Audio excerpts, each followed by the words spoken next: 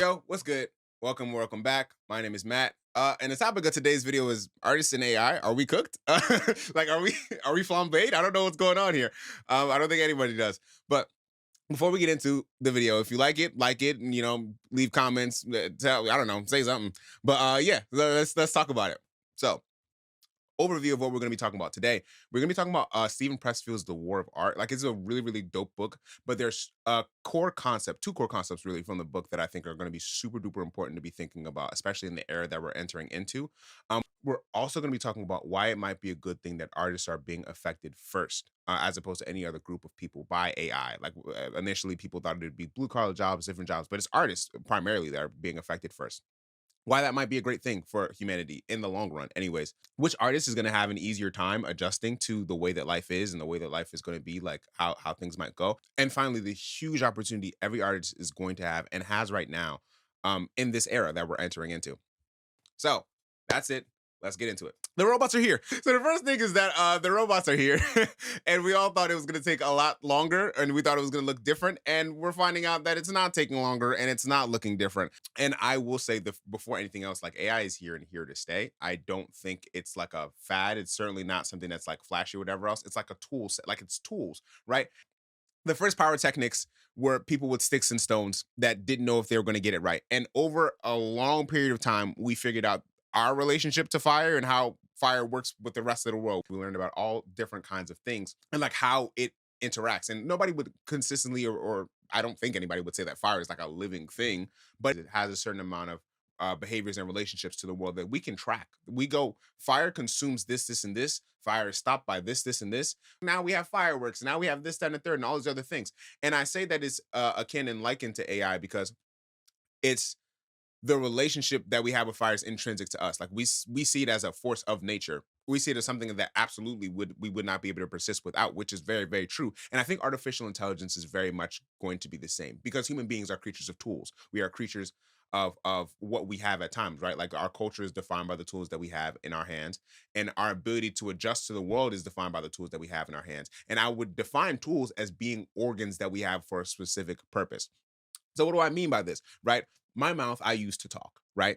I'm using my mouth to say words to blah blah blah blah blah, blah, right? Well, by the grace of God, like, if you have a mouth and you're built with it, you use it to talk. Like, if you have the ability, and if I now want to speak to somebody overseas, what organ do I use for that? Do I use my mouth? Yeah, but I also use my phone. Like, I'm also going to use my phone to connect with somebody to say this, and this, because the organ of the phone, like the organization of the phone, allows me to then use this organ and create an organ system and then speak to somebody else. And that's crazy, right? Like, so tools are just larger organs that we create for specific kinds of purposes. And the challenging part of the world that we're entering into, the challenging and exciting part, is that we're going to have a lot of different organs for a lot of different things very, very quickly. And so we're going to have to figure out how we are going to sort through that culturally and as like a species, right? Like, what do we do? Because we build our cultures around the tools that we have, and we build our cultures around the solutions that we have at the time for the jobs that we want to do. And so the whole thing about that, right, and being an artist, is that artists are typically the ones that are able to shape tradition, because artists are on the fringes of society. We are the ones that go out and blueprint, especially if you're creative, you go out and blueprint for the culture. We go out and blueprint and we figure out, okay, this is how we're going to work with this, or this is how we're going to do that, or this is what's cool, or this is what's this, and this is what's that. We take large ideas and larger understanding and larger things of the world, then we break them down into bite-sized chunks that are digestible so that people can go, this is what life is about. We're like the teeth, like we chew things, and even if it takes time for the rest of the people to digest, right, it's still on us to chew and make the world understandable, and we have to go out and live a life and experience in order to do that in the first place. So that's that. Next, John, this leads right into the idea of art being about decision making, which it is, right? Anything that you would call an art, and this concept was more inspired by Show Your Work. It was a different set of books, which is really, really wonderful. Art is any set of decision makings that draw order from a set of chaos, right?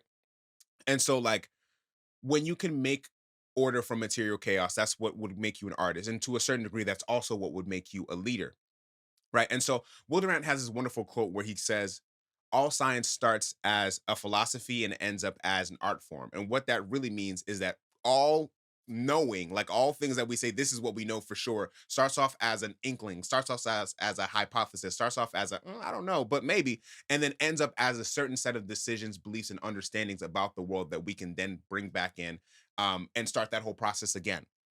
Okay, like how did people learn how to fly? The Wright brothers built their first airplane in a bicycle shop because they thought that we belonged in the sky, right? And the only and everybody else was like, only birds do that, and then they still figured it out because they had a hypothesis, right? And then they tested it out a bunch of different times and were able to turn that hypothesis into a set of decisions that are reliable and can be tracked again. Same thing with fire, where we talked about, okay, this is how you start a fire. The art of fire starting is pyrotechnics or pyro, whatever. I don't know if that's the word. But like now we have an art form for the set of decisions that get us the results that we are looking for. And so if you are an artist, it's about being able to make a set of decisions in a certain field. And that is damn near the same thing as being a leader in a certain field. And so any kind of artist, and especially for creative artists that are again doing the blueprinting and on the fringe, like those artists are the ones that push society and culture and understanding forward. And culture and society and traditions are behind, right? Like they're typically the ones that are behind. Like we're typically the ones mulling the cart forward.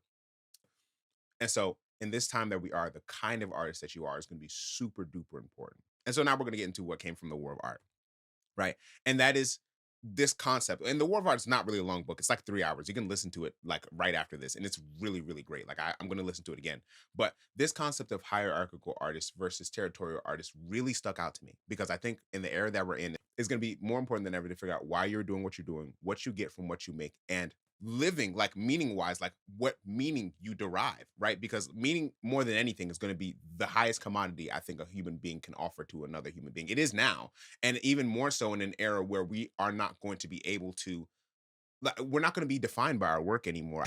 Artists are defined by the work that we do, right? Like our work is what justifies our whole existence. And I am getting ahead of myself, but the whole concept of genius is the idea that this person's work justifies them, and that's why we remember what they do. We remember them because of what they were able to produce, what they made that caused us to remember them. Which we'll get into tradition in a second, but when we talk about hierarchical and territorial artists, we are really talking about people that are artists that are making art for the sake of like status, right? Like not solely for the sake of status, but are hinged off of the sake of status. The people around me, how do they perceive what I make? How do they perceive what I develop? How do they perceive the things that I do? And territorial artists being, I make this art, whether people are going to see it or not. This is my way of digesting life as I have experienced it. Life as I have experienced it. Whether people can eat it or not, whether people can deal with it or not, I don't know. But I have to do this in order to survive. I have to do this in order to is an extension of myself, right? Like I made these set of decisions for me in order to understand my life, right? And so even though it says hierarchical versus territorial, in truth, it's not necessarily one versus the other because every artist starts out as hierarchical. Every artist starts out as figuring out their place in status because status is inherent to us as people, right? And before this very, very global world that we're in right now, that made the most sense because most people wouldn't for most of human history, most human beings didn't live outside of their tribe and outside of their people group, right? Like the people that were around you were the people that were around you. They were the people that you were going to be involved with and tied to for the rest of your life. And so figuring out how you are and where you are in the hierarchy makes sense because hierarchy is the only thing that kept you alive. And now we're in a world where you can go and tribe hop and go from place to place and thing to thing. And we see the world to be such a big place. And so there's room for you to be like, okay, I don't care what these people think. Right? It doesn't matter what these people think or this and a third. It's just about like what I want to do for myself. And to a certain degree, being a territorial artist can serve better because human beings, while our experiences are unique to us, there's never going to be another you. There's never going to be another person that walks this earth the way that you walk the earth, breathe the way that you breathe, any of those things. But our actual lives, like what we go through, is not special, right? Like you can go through something, right, and be like, damn, like I went through this thing. Like this was my rite of passage. This, and the third. And somebody right next to you that you don't know that they're experiencing can go, damn, I went through this too, or I went through this, that, and the third. Like there's a sense of kinship in the fact that like nothing is brand new, but the way that you digest it and experience it is. And so a lot of the times what artists do as leaders, we go through certain things, we have certain experiences, and we're able to digest and express those experiences in a way that might resonate deeper for people who may not have the tools to digest those things in the first place. That is what makes artists special, not necessarily the experiences that we might have, but the fact that we can make something that is under like that is digestible for the people that are that are going through their own stuff. And so when you do that from a hierarchical sense, your sense of artistry is always going to be hinged on how people digest the meal that you make at the time. And so it makes it harder for you as an artist to make something that is special and specific to you. Right. Like you're like, this is for me. Like this is, I've made this just for me and this and a third. When you're territorial, you go, I'm gonna do this anyway. Right. Stephen Pressfield's book, he goes, for a territorial artist, if you were the last person on earth, if it was just you, would you still do this thing? Is this something that you would still do? Is this something that you would still produce? Is this something that you would still make? Is this something that is because then it's a matter of your identity. Then it's a matter of your identity that isn't intrinsically tied to the external. And so being able to do that as a person going, I'm doing this because this is where I want to be and this is how I want to do that is going to be how you're going to be able to pivot a lot better. Doing things for the sake of hierarchy might not even be much of an option anymore. So if you are going to be an artist, it's going to be because you want to be an artist. But to that point, and to lean into that point a little better, in an era where it's not going to be the production of the thing, but the meaning of the thing, you're going to have to figure out how to make something that makes sense to you and makes sense to you and that fills you and expect that there's going to be other people outside of you that resonate with it. And even if they don't, it doesn't matter because you still want to produce things. When we're going to talk a bit after we get through this last slide about genius, we're going to talk a bit about some of the great opportunities that we have as people. But if you're liking this video so far, like it, give it a, you know what I'm saying? I don't know what I mean. You know what I mean? Do the thing. But okay, so here's one of the most important things that I think any artist or person or any decision maker right now can be aware of. And this is another concept touched on in the War of Art, but also in the Denial of Death and in as well like the Worm at the Core, which is just a remix of the Denial of Death, this concept of genius, right? So we're going to break it down a little bit. How I would put it, there's genius as experienced by the artist like in the moment. And so the muse and the genius is like where God touches down and like that the ethereal space where you pick up understanding in the world and all these other things, and we finish that last leg of the race to create something tangible. There's that genius, right? Which is an ethereal and eternal thing that we then take them and bake into a moment of time. That genius is which is described to be the relationship between God and memory, right? Like as Stephen Pressfield describes it, which he says is how the Greeks describe it. That is the personal experience. That is the personal experience of genius. That is the personal and I would say more territorial leaning experience of genius. Not to say that hierarchical artists can't experience that at all. That I don't think that's the case at all. But more so, if you're territorial, you're more likely looking for that because that has nothing to do with how other people experience your art at all. Like that has everything to do with the actual process of making it. That's more of the flow state. That's more the okay, I made this and oh my God, like yes, but how am I gonna pay my bills? But yes, right? And there is genius in the traditional sense. There's genius in the sense of the artist is seen and justified by the work they create in their life. We remember this artist as a genius because when we say genius, we mean that we are going to remember them. We mean that we are going to take the things that they have and turn it into tradition. We are going to offer you immortality because that is truly the highest thing that human beings have to offer because the deepest fear that we have is death on like a biological level, right? And so when we look at an artist and go, this person is genius, we go, this person has something that we need to carry on and that we should retain in our memory on a larger scale. And that too is a combination of God and memory, right? But across the field of people. And one of the biggest things that artists tend to struggle with when they have both in life, their own personal, this is my genius, right? Like my personal genius, the experience, the flow state, the making the thing, and they do the art for that, but then they also experience success in life. What they struggle with is, damn, I made this for me. And now people are telling me, no, this means so much, and there's so much, there's a pressure. And so they have to balance both definitions. And so they get to a point in their life where they go, I made this thing. I love this thing. This was a great expression for the thing that I was going through at the time. And everybody loves them for that thing. And then they go, can you make more of this? And then they go, I'm not cooking that. The kitchen is not serving that to me anymore. I'm not in that place anymore. And so they go, damn, how will I be remembered? How will I be immortalized? Will I be immortalized and remembered as this, and this? Or will I? And so there's a balance. There's a difficulty, and you'll see it in any field, right? Like certainly amongst musicians, it's what is it, the sophomore slump?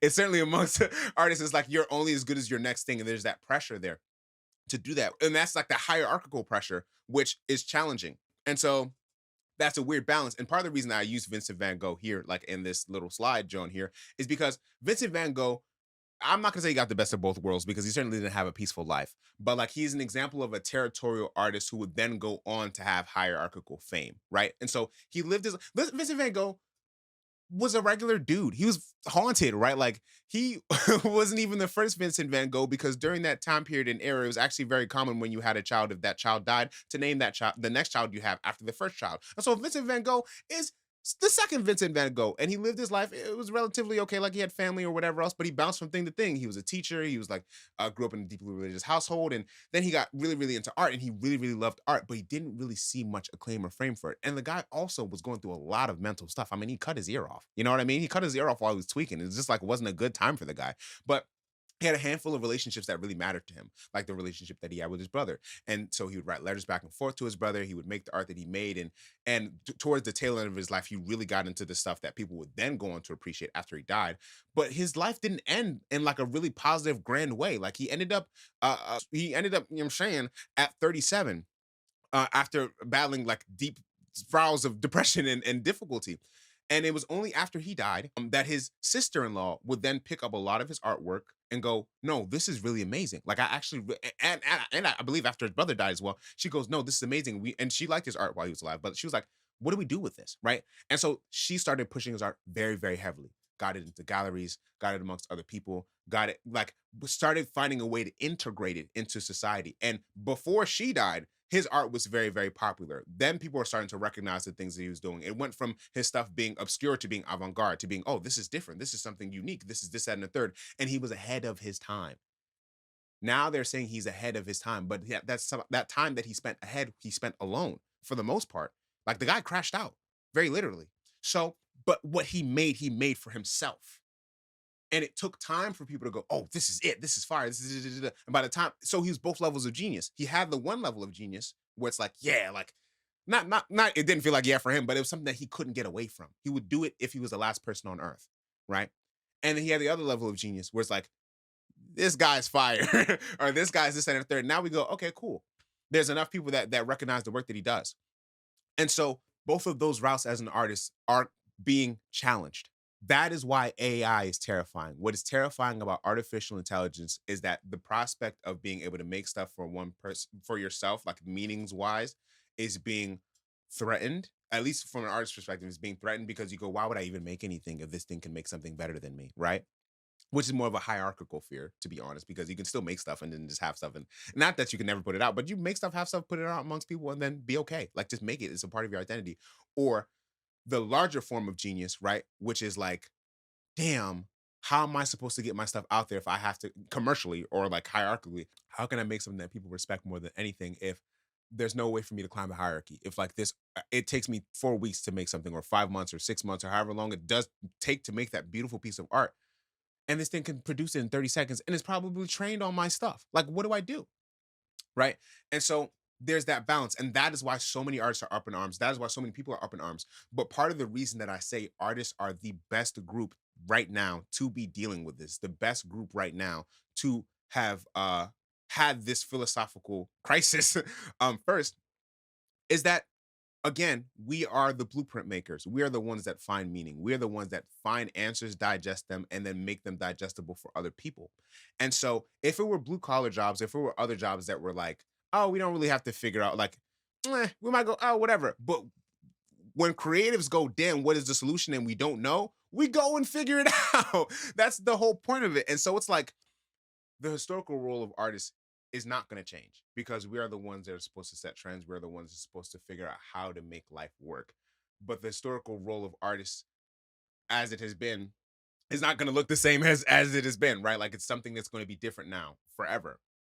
And the good thing about us being on the fringes of this and us being the ones that have to figure out first what to do is that when we figure it out, we are going to be the ones that actually do what affects the rest of humanity. right? Like, because if we make a set of decisions, we make a set of choices that change how people view this or change how people go about interacting with AI, right? Like, then the rest of humanity will go, damn, like that's actually the right way to deal with this, or that, damn, that's actually the second and third. Because right now it looks hopeless. Right now it looks like very, very terrifying. Or if there is hope, there's just terror there. Because like, what do we do?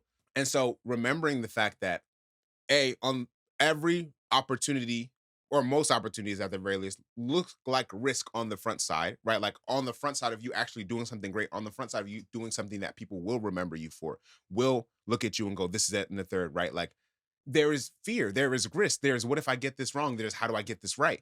And so in this time and era where there's a big challenge to digest, it is so much of a room. There's so much room to figure out how to lead humanity, right? Through this era that we're going through. And I think there's no group that I would feel more comfortable figuring that out with than artists, because artists will find a way to do it. That's great and that's hopeful. But the practical thing is, people are going to lose their jobs. People are going to lose things that they care about. People are going to lose opportunities. People are going to have to make opportunities. People are going to have to make their own jobs. People are going to have to make new avenues for themselves that are distinctly human. And in that room, and what I find to be the most hopeful aspect about this, we are going to make new forms of art. The highest likelihood right now in this era is that what you were brought in here to do, the art that you were brought in here to make, the thing that you were brought in here to make, the field has not even been invented yet. The field of art that you are brought into this life to explore, to go in, the set of decisions that you were brought into this life to make, to affect humanity, to be both remembered forever, but also to be with yourself in eternity right now while you're alive. That field is being invented right in front of you in real time. YouTubing didn't exist like 3 people ago. Sure, media did, but like specific personal stuff like this where people can put stuff out, it didn't happen. And there was no field, there was no room for it, right? And we're going to enter into a space where we're going to have a lot of room and people are going to have the same question. Why are we doing what we're doing? Why? Why? Why? And there's no better group of people to figure out why than a creative. So that's this one. No, but that's this one. If you like this video, like it, comment, please. I would love to have some sort of dialogue and hear back from what people have, like anything, if even if it's anxieties or fears or worries. I tend to try to be an optimistic person. I tend to try to be like, no, there's definitely going to be room for us to do some certain things, but there's definitely going to be trade-offs. So thanks for your time. If you like it, I'll catch you.